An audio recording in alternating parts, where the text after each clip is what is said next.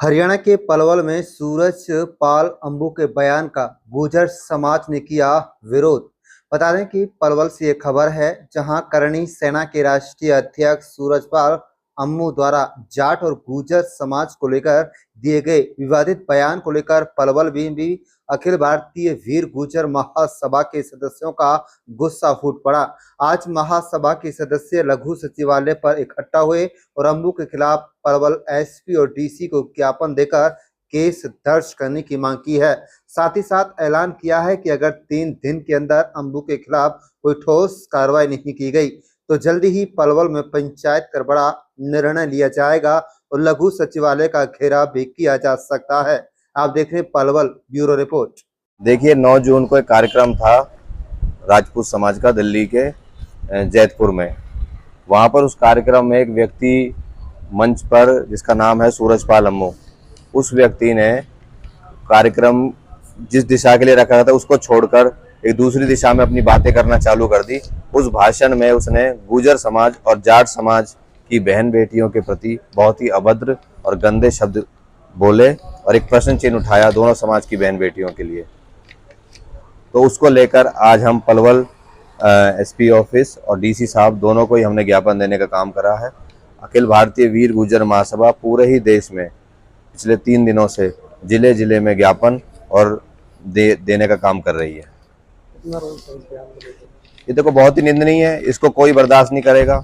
किसी की बहन बेटी के प्रति कोई भी आदमी किसी समाज की प्रॉपर पूरे समाज को बदनाम करने की कोशिश कर रहा है तो ऐसे आदमी को तो ऐसे व्यक्ति को तो जेल की सलाखों के पीछे होना चाहिए या फिर किसी पागल खाने में।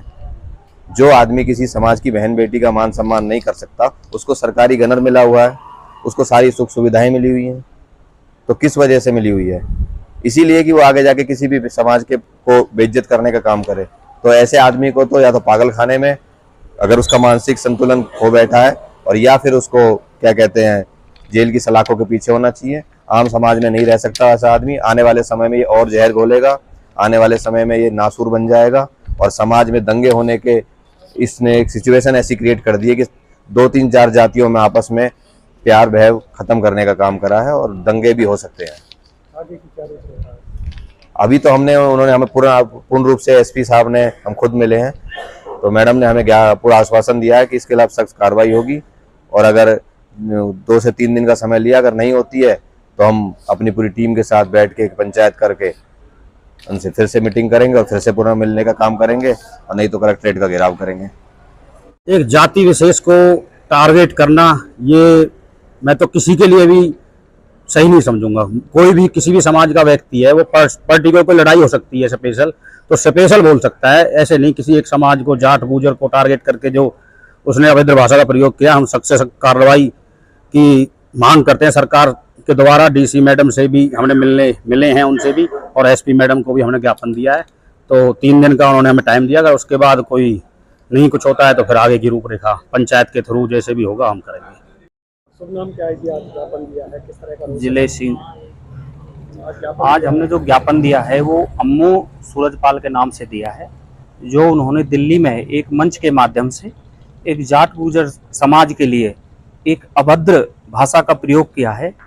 उनके प्रति हमारे समाज में काफ़ी रोष है, जिसके लिए हमारा समाज इकट्ठा हो गए आज यहाँ पलवल एसपी और डीसी मैडम को हमने ज्ञापन दिया है और उनसे हमने आग्रह किया है कि अम्मू सूरजपाल के खिलाफ सख्त से सख्त कार्रवाई की जाए, उनके खिलाफ मुकदमा दर्ज किया जाए।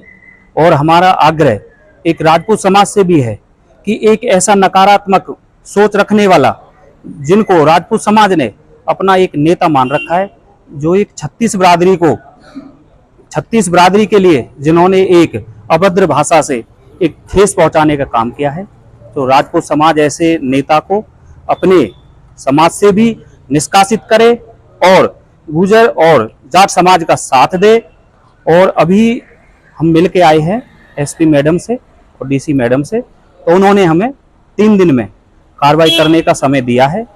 यदि हम यहाँ से संतोषजनक नहीं हुए तो हम धरना प्रदर्शन करेंगे, क्योंकि हमारे समाज में बहन बेटियों के खिलाफ जो काफ़ी उन्होंने अभद्र भाषा का प्रयोग किया है, चयन किया है, काफ़ी रोष है।